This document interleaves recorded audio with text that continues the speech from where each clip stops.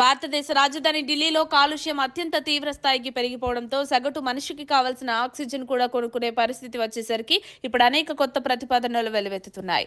ఢిల్లీలోని కొన్ని ప్రాంతాల్లో ఎయిర్ క్వాలిటీ ఇండెక్స్ AQI 500 మార్కును తాకడంతో ప్రపంచ స్థాయి లెవెల్లో ఢిల్లీ పేరు ఇప్పుడు మారుమోగిపోతోంది.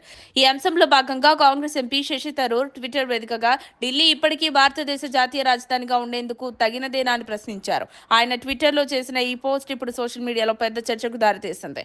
చాలా మంది ప్రజలు హైదరాబాద్ లేదా చెన్నై నగరాల్లో ఒకదానిని దేశ రాజధానిగా మారిస్తే బాగుంటుందని సూచించారు. అయితే ఇటువంటి డిబేట్ జరగడం ఇదేం కొత్తమీ కాదు. స్వాతంత్ర్యం వచ్చిన దగ్గర నుంచి రాజధాని అంశంపై అనేక సార్లు చర్చలు జరిగాయి. అయితే వాటిలో ముందుగా వినిపించే పేరు హైదరాబాద్. అప్పట్లోనే రాజ్యాంగ నిర్మాత డాక్టర్ బాబాసాహెబ్ అంబేద్కర్ దీనిపై సూత్రప్రాయంగా సూచించారు కూడా. నిలకడ కలిగిన వాతావరణంతో కూడిన భాగ్యనగరం, సముద్ర తీరానికి దూరంగా భద్రతా పరంగానూ హైదరాబాద్ కీలక ఎంపికగా మారింది. అయితే స్థానికంగా ఉన్న ప్రాంతీయ పార్టీలు, మరికొన్ని రాజకీయ పార్టీలు మాత్రం దీన్ని తీవ్రంగా వ్యతిరేకిస్తున్నాయి. ఒకవేళ హైదరాబాద్ జాతీయ రాజధానిగా మారితే మేమంతా కేంద్రం కనుసన్నల్లోనే నడుచుకోవాల్సి వస్తుందని ఆందోళన వ్యక్తం చేస్తున్నాయి. అయితే ఈ విషయాన్ని పక్కన పెడితే శశి థరూర్ మాత్రం తన పోస్ట్లో నవంబర్ నుంచి జనవరి మధ్య ఢిల్లీ ఎట్టి పరిస్థితుల్లోనూ నివాసానికి అనువైన ప్రదేశం కాదంటూ వ్యాఖ్యలు చేశారు. ఢిల్లీ ఇప్పుడు ప్రపంచంలోనే అధికారికంగా అత్యంత కలుషితమైన నగరం.